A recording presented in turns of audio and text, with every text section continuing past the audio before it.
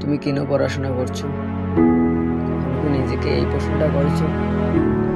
শুধু একটা সার্টিফিকেটের জন্য, নাকি এমন একটা ভবিষ্যতের জন্য যেখানে তোমার বাবা মা তোমাকে নিয়ে গর্ব করবেন? মনে রেখো, তোমাকে পড়তেই হবে, কারণ তোমার হয়ে তোমার স্বপ্ন কেউ পূরণ করবেন না। তোমার ভবিষ্যৎ, তোমার সম্মান, তোমার সফলতা সবকিছু নির্ভর করেছে আজ তুমি কি করছো তার উপর। আজ হয়তো পড়তে ইচ্ছা করছে না, মোবাইল চালাতে ভালো লাগছে, বন্ধুদের সঙ্গে গল্প করতে ভালো লাগছে, ঘুমাতে ভালো লাগছে, কিন্তু 5 বছর পর ঠিক তুমি কোথায় থাকবে? এই প্রশ্নের উত্তর আজকের সিদ্ধান্তই ঠিক করবে। তোমার বাবা হয়তো রোদে পুড়ে কাজ করছেন, তোমার মা হয়তো নিজের ইচ্ছাগুলো ত্যাগ করে তোমার পড়াশোনা খরচ চালাচ্ছে। তারা হয়তো মুখে কিছু বলেন না, কিন্তু প্রতিদিন তারা একটি স্বপ্ন দেখেন, আমার সন্তান একদিন মানুষের মতো মানুষ হবে। তুমি কি সেই স্বপ্ন দেখতে চাও, নাকি সেই স্বপ্নকে বাস্তব করতে চাও? তাহলে তোমাকে পড়তেই হবে। ক্লান্ত হলেও পড়তে হবে, ঘুম পেলেও পড়তে হবে, মন না চাইলেও পড়তে হবে।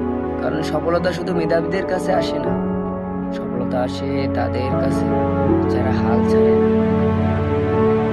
মনে রেখো, একটি খারাপ ফলাফল তোমার ভবিষ্যৎ নয়, একটি ব্যর্থতা তোমার পরিচয় নয়, একদিনের হার মানে সারা জীবনের হার নয়। যতক্ষণ তুমি চেষ্টা করে যাচ্ছ, ততক্ষণ তুমি পরাজিত নও। আজ যখন অন্যেরা সময় নষ্ট করছে, তখন তুমি যদি বই খুলে বসো, তাহলে বিশ্বাস করো, তুমি তোমার ভবিষ্যৎ তৈরি করছো। আজকের 1 ঘন্টা পড়া আগামী দিনের হাজারো সুযোগের দরজা খুলে দিতে পারে। অজুহাত নয়, পরিশ্রম করো, অলসতা নয়, শৃঙ্খলা বেছে নাও, ভয় নয়, আত্মবিশ্বাস রাখো। আর প্রতিদিন নিজেকে বলো, আমি পারবো, আমি পড়বো, আমি একদিন সফল হব। আজকে বই আগামী দিনের পরিচয়, আজকের পরিশ্রম আগামী দিনের সম্মান, আর আজকের একজন সাধারণ শিক্ষার্থী আগামী দিনের একজন সফল মানুষ।